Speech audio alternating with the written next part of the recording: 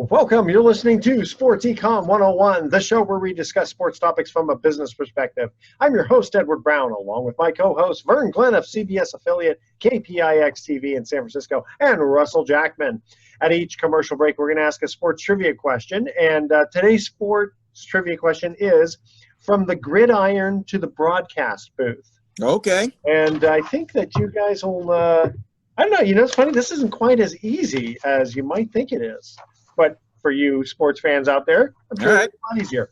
All right, and the topics we're going to talk about today, we'll touch on the golf foursome that played. That holy smokes, how many fans were watching on TV? Boy, average 5.6 million were watching that baby. That kind of tells you how little there is to watch on TV. No offense to the players, but I mean, come on, watching these guys playing golf, it's not like a championship thing. It's just sort of but if you play golf on a regular basis, and you got two of the biggest names in the game, and then arguably you got two Hall of Fame quarterback level players, matched with them, it's going to be compelling television. It definitely okay. There's definitely watching Brady hit that one shot. That was a pro shot. Wow, yeah. I mean, who saw that coming? Yeah.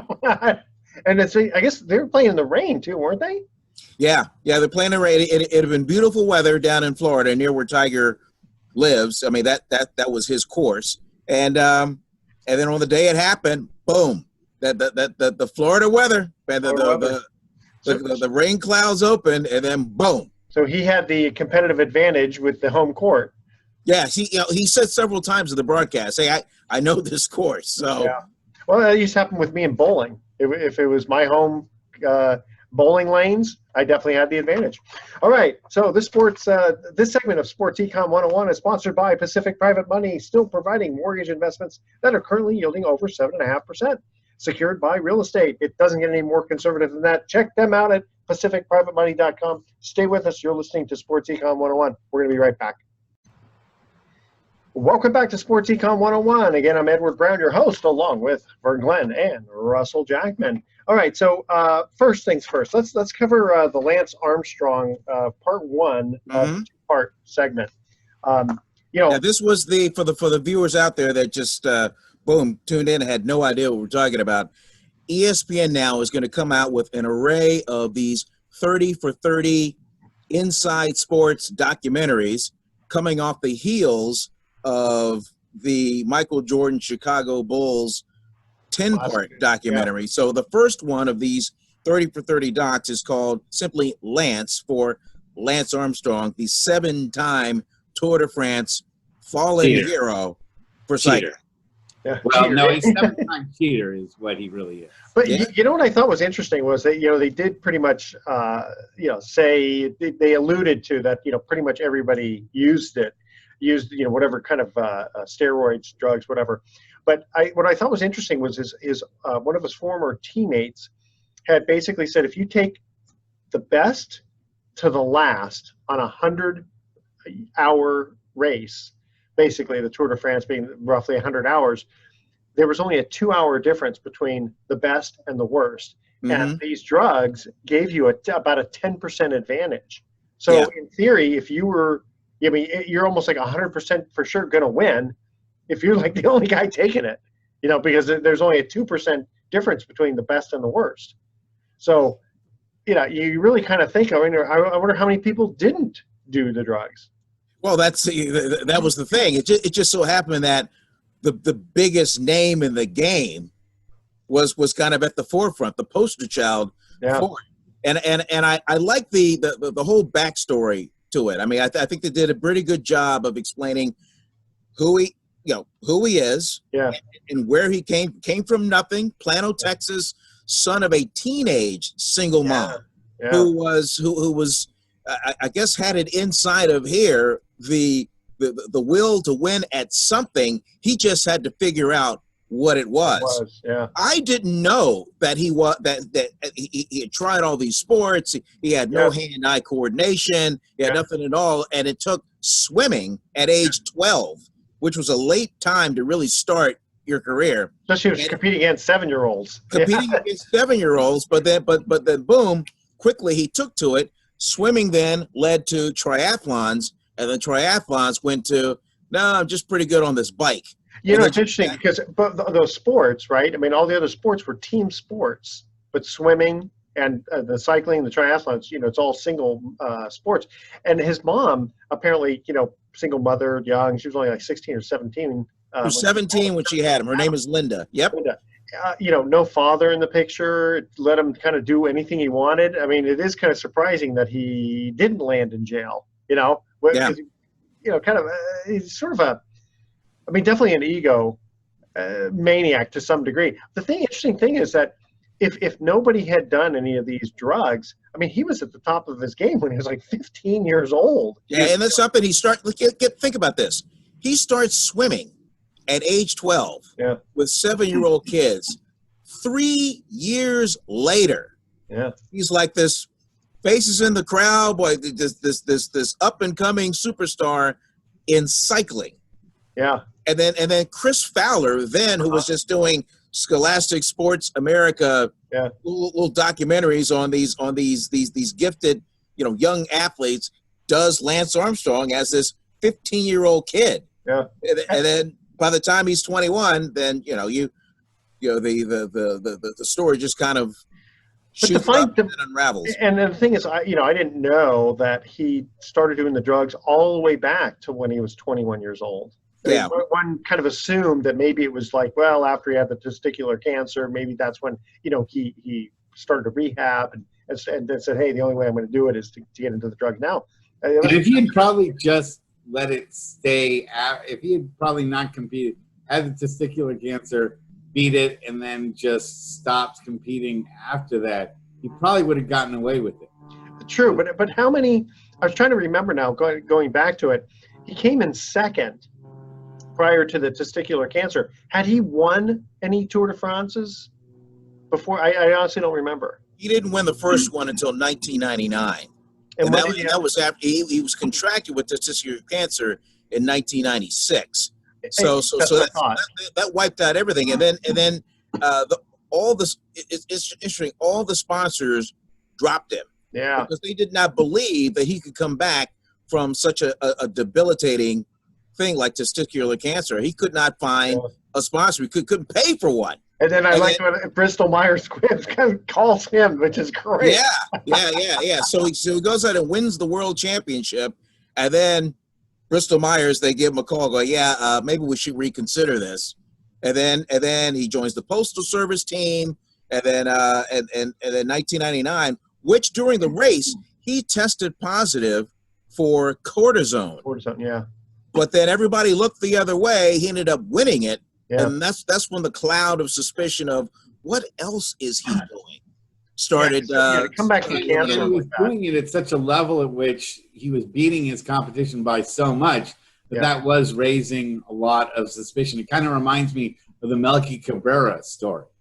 A guy is mediocre most of his career, then all of a sudden has a huge breakout when he should be, his stats should be going downwards with age. It suddenly bursts up into levels at which he never had in his career. That is what's going to get suspicion and get you extra tests. But then that whole back and forth with him saying, oh, no, I never cheated. He invents a website. Except that I cheated. And that's too much. Even America, with its ability to forgive, and giving people a second chance. If you lie to somebody's face straight out, I mean, Rafael Palmeiro. Yeah, I was thinking of him.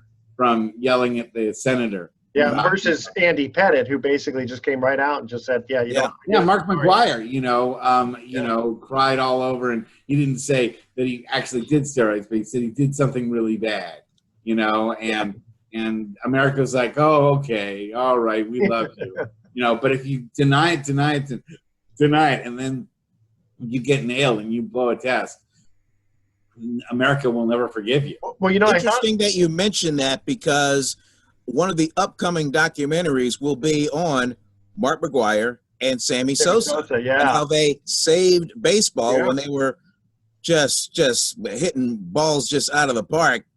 hitting the syringe pretty much every day. The syringe. Hitting the syringe even harder than they were hitting the ball. Well, I thought it was interesting where, it feels so far that Lance is being very transparent. I mean, it really does give that appearance. He's looking good from that end if he's not trying to like dance around things. And I thought it was interesting when they kind of first start off talking about how he's being sued for $100 million. And negotiated down to $5 million. $5 million. He basically says, listen, that's do I have a 10% chance of losing this thing? Yeah, and that'll be $10 million. So, I mean, he made the right move. The funny thing is I don't know how many millions he's made, though, from the cheating. So, it's funny. If you do that in the stock market, they make you give back all of the gains. They don't just kind of go, well, okay, sure, you made these gazillions somewhere else. Hey, guys, we're going to get to our first commercial trivia question here. We're talking the gridiron to the broadcast booth. This gentleman played his college football at the University of Arkansas. He then played in the NFL for the Detroit Lions, Chicago Cardinals, and New York Giants. He was a place kicker for New York in their 1958 NFL championship game versus the Baltimore Colts. He was part of NBC's broadcast team for Super Bowl III, but is best known for his television work on CBS, teaming with John Madden on Sunday afternoons. Besides football, he broadcast golf, basketball, and tennis events. Who was he? And I think he just passed on within the last few years. So that's our trivia question. He's one of the first guys I met during my interview at KRON TV, really? The NBC affiliate here in San Francisco. Oh, okay. So, this one was an easy one for you then. Okay, so that's our first trivia question. Stay with us. You are listening to, it's too long to read it again. So I'm going to say, stay with us. You're listening to Sports Econ 101. We're going to be right back. Welcome back to Sports Econ 101. Again, I'm Edward Brown, your host, along with Vern Glenn and Russell Jackman. Here's our long first trivia question. Each one of these actually is a little bit long. This gentleman played his college football at the University of Arkansas. He then played in the NFL for the Detroit Lions, Chicago Cardinals, New York Giants, place kicker for the 1958 NFL championship game, which didn't they call that sometimes the greatest game ever played? That's correct. That's what they correct. Okay. And he also teamed up with John Madden on Sunday afternoons. Who was this place kicker? That would be Pat Summerall. Pat Summerall. So tell us a story. You said you met him in your interview. This was 30 some odd years ago. I came out to San Francisco, then working for a CBS affiliate in Baltimore. But I came out for a job interview at KRON TV, who was interested in me possibly, joining their sports team. And so I show up for my interview, and then during the interview, the sportscaster, a guy by the name of Gary Radich, says, hey, I've got this press conference I got to cover. Why don't you come along? So I go to this NFC Championship press conference. Rams were playing the 49ers. The press conference was in the Embarcadero at the Hyatt. So I go down there, and I walk into the press room, and there's Pat Summerall sitting in the back of the room as John Robinson, then the coach of the Rams at the time, was giving his remarks and doing a Q&A on that. So that was the first time I had met Pat Summerall, who was just the master of brevity. One of his most famous calls, Giants were playing the Cowboys, and Phil Simms was the quarterback for the Giants, and here was the call. Phil Simms, back to pass, looking, sacked. Jim Jeffcoat. That was the call. Keep in mind those games with John Madden. So if how you would have to be brief. Yeah. Well, sometimes less is more. Like that's what Vince Scully used to allow. You could hear the fans. Mm-hmm. And that really kind of adds quite a bit. But also, where would you get a word in edgewise with John Madden? I was watching some older games. They were showing the 49ers against the Dallas Cowboys in the 1994 NFC Championship game, which, as we all know, really was the Super Bowl. Oh, that's true. Yeah. Then they just kind of slaughtered San Diego, didn't they? Yes, but you really listen to like John Madden. You go, wow, he really was a major, we've gotten so used to Madden not being around that, you Right. know, when you watch an old broadcast with John Madden, you sort of realize what an amazing announcer he really was, and what a lot. Well, he just said just enough, and then that goes with the golf coverage that he worked on and multiple sports. He was just good at just bringing you in the information and just letting the pictures and the response kind of tell the story for you. Okay, guys. I like that story. Very nice. Okay, I'm moving on here. This might be a little controversial, but I'm going to bring it up anyway. Double standard. All right. Okay. I don't know if you read about this story, but an NFL player is suing United Airlines because a woman who apparently was intoxicated or something along those lines, sexually harassing him while he was in his seat. She was sitting next to him. And I guess she was getting a little handsy. Get a little handsy, exactly. Yeah. She was groping him. So apparently, he had mentioned to the Flight attendant, yeah, and they didn't really do anything. So then she gets a little bit friendlier.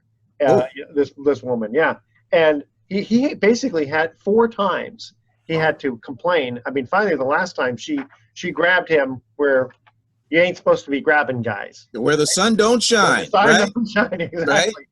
And all that happened was he was offered a $150 voucher, and she was not arrested.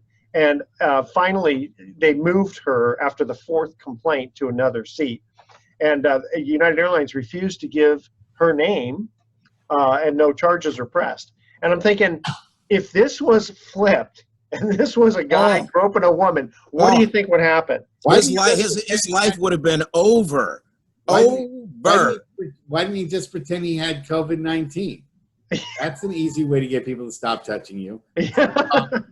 Start sneezing. I don't know if you're intoxicated like that. Yeah, probably not. Yeah. Well, if you're 3 sheets to the wind, you're not even listening to any kind of reasoning. You just your mind's on one thing, and that's where the sun didn't shine on this muscular ball player. Yeah, and apparently, I mean, he handled it, very professionally.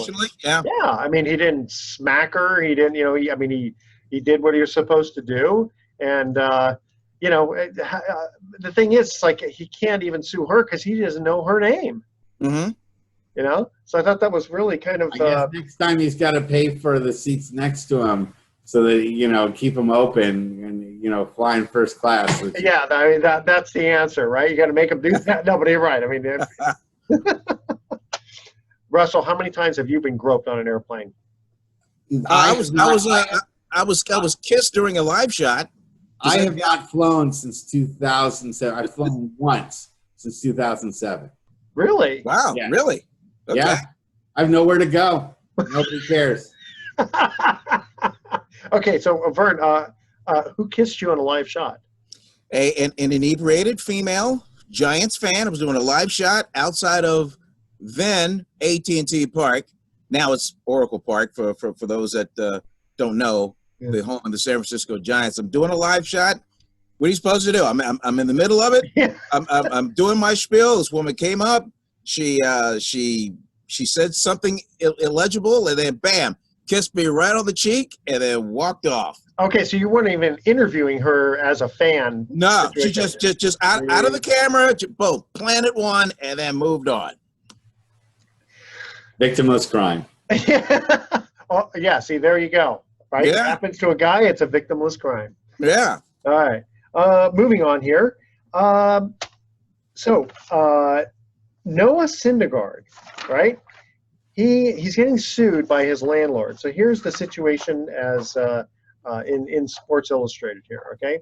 For those that don't know, Noah Syndergaard, Major League Baseball pitcher, lately of the Mets, nickname of Thor because of the long blonde locks coming from him. But he did get a haircut.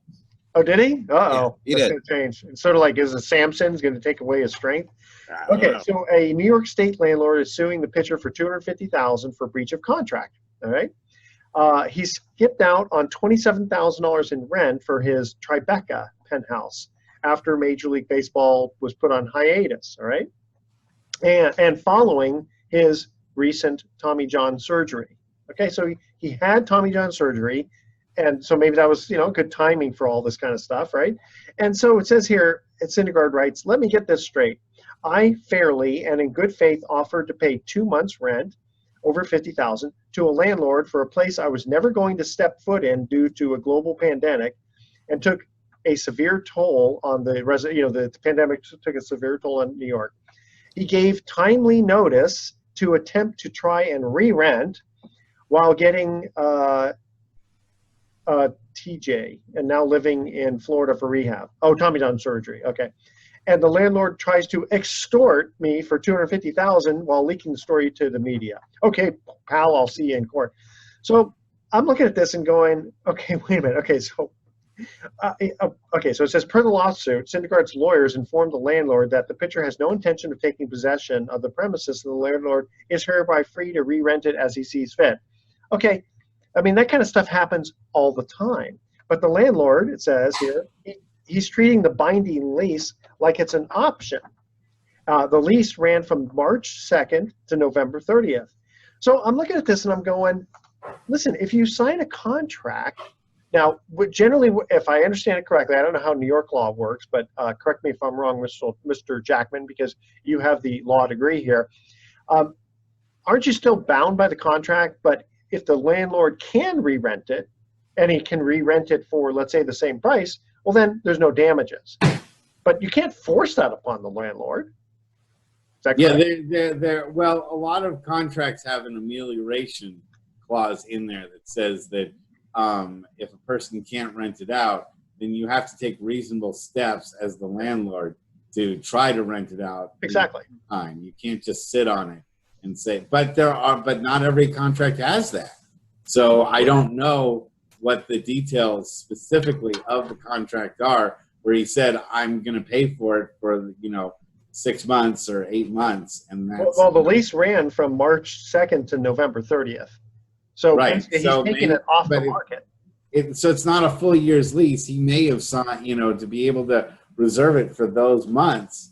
He may have waived an amelioration clause and say, oh, yeah, but that only helps the landlord. I mean, I'm kind of looking at this and going, okay, Noah, you seem like a nice guy. Just how come you're not paying the rent? I mean, you can't just yell COVID and all this and suddenly it's the landlord's problem.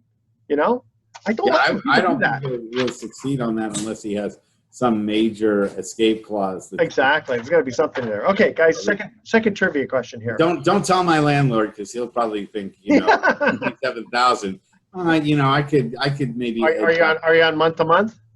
Well, now, yeah. Oh, okay. Well, then you got. So no, he's not gonna want to kick you out. Okay. This former lineman played his college ball for Bo Schembechler at University of Michigan. He was drafted by the St. Louis football Cardinals, because we're talking football here, in 1971, and played as an offensive lineman in the Pro Bowl 6 times. Mm-hmm. He worked with Al Michaels and Frank Gifford as part of ABC Night's Monday Night Football starting in 1987. Years later, he moved to CBS, who was enshrined in the Football Hall of Fame as a player and then as a broadcaster.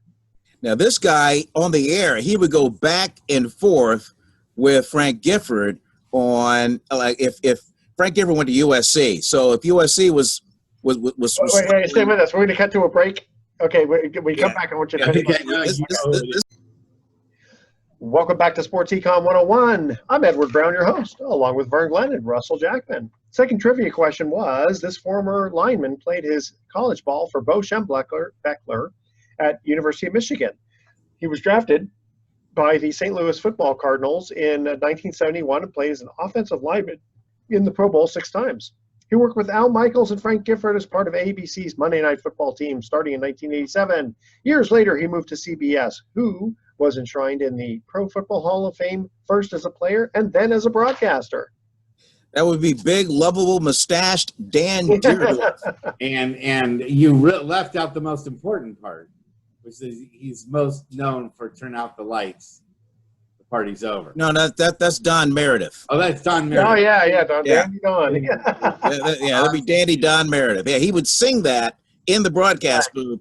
Turn out the lights, the party's over. Yep. My Dans and Dons confused. Yeah, it's funny. It's funny. Dan Deerdorf in the broadcast booth working with Gifford. Yeah, with Frank Gifford. The long rivalry between Michigan and USC. So every year, if Michigan was down, then he would ask Dan Dierdorf, "Hey, how's Michigan doing?" On the air, and he'd be like, "Oh, you're just so cruel, asking me something like that." And then it would work both ways if the Trojans were struggling as well, especially when they played against each other.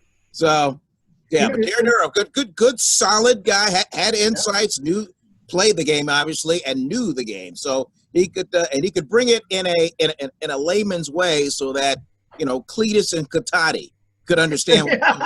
Oh yeah, he was no Dennis Miller when it came to something. Yeah.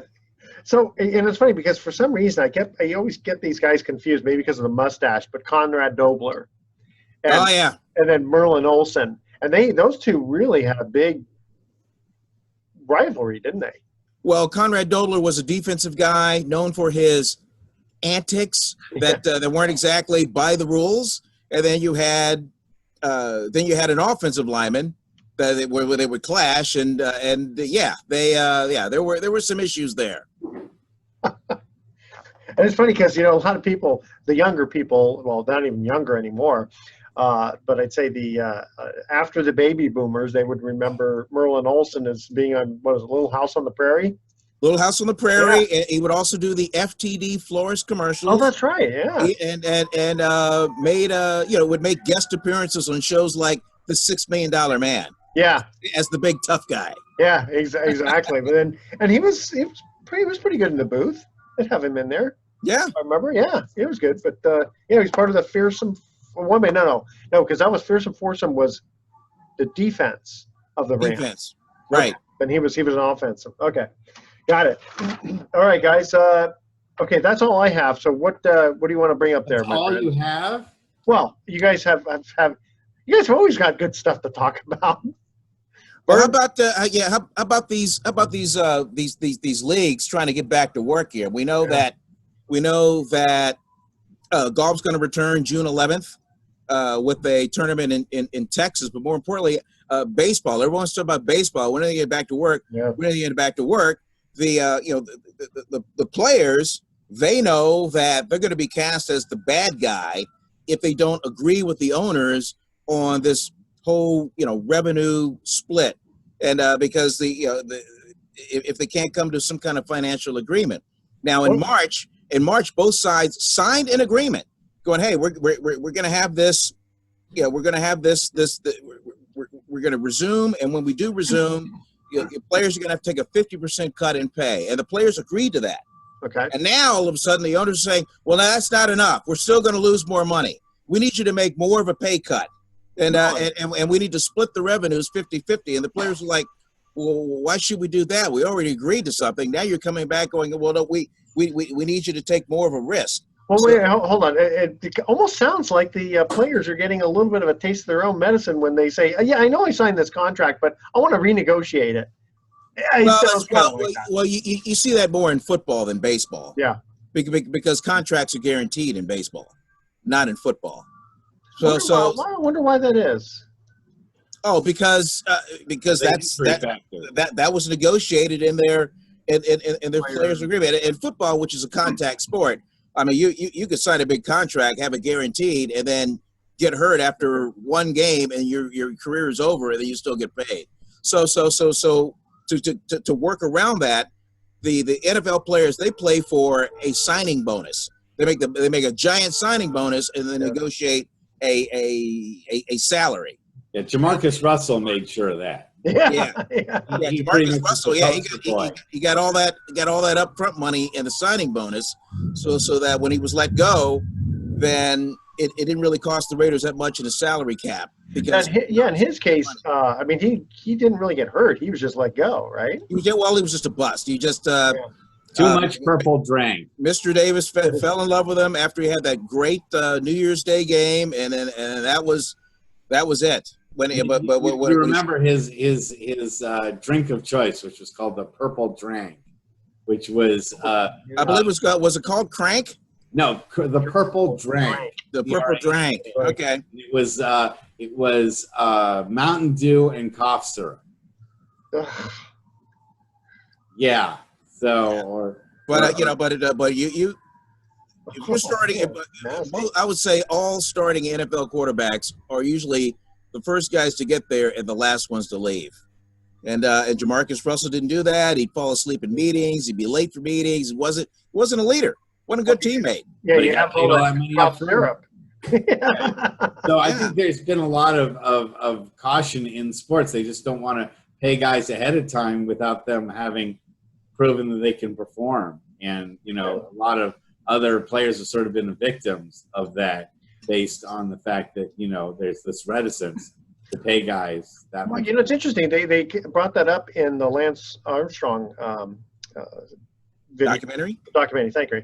Where when he came back, I think was it the post office that basically had said, well, we'll take you on, but it depends on, we're only going to pay you like these bonuses as you get more UCI points, they called it. Yes. And it's kind of like, hey, I kind of like that, because then it really gives the guy a real incentive to try, forget the cheating part of it. But, he's not guaranteed anything. And right. So it's like, yeah, you got to really prove yourself. Yeah, the UCI is the governing body for world cycling, much like MLB, NHL, whatever, the governing body. And so UCI, if you rack up a bunch of UCI points, then it's points that lead to cyclists of the year. In fact, locally here in the Bay Area, we have a UCI former champion who won the world championship a couple of years ago, but that's for a different. Well, let me ask you something about this, because I don't know all the ins and outs. But why would the post office need a cycling team? I mean, because it was so popular, everybody was getting into the game. No, but I mean, what's in it for them? I mean, it's like post office. Okay, you use them. It's like a utility, PG&E out here in the West Coast. It's like, they don't need to advertise, right? I mean, if you want electricity, you got to use PG&E.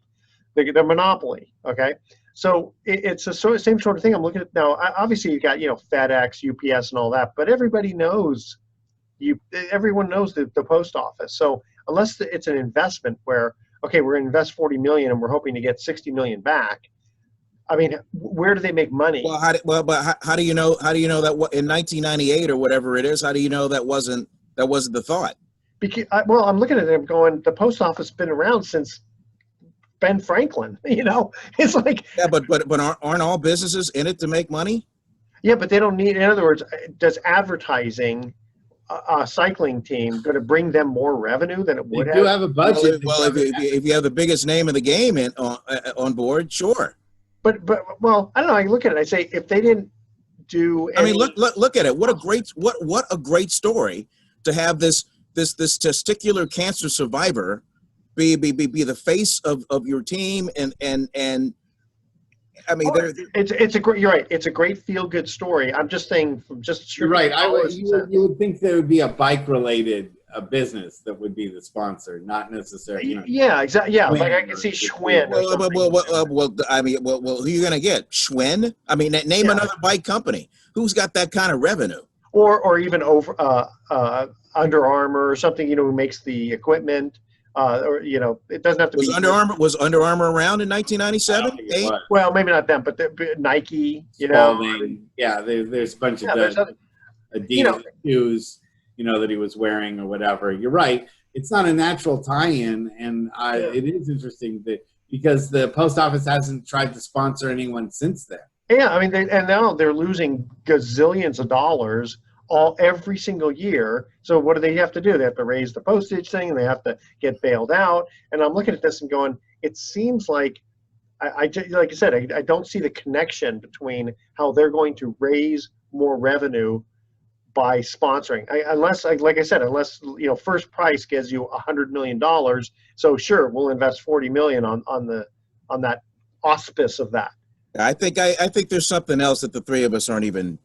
No, that's possible. Aren't even thinking it. I mean, because I can remember when all this was happening, and I can remember seeing kids running around with U.S. Postal Service cycling jerseys and stuff like that, all that kind of swag. I remember seeing that everywhere you look. Okay, so maybe that's angles that they can sell merchandise. Since then. Yeah. Yeah, man. Okay.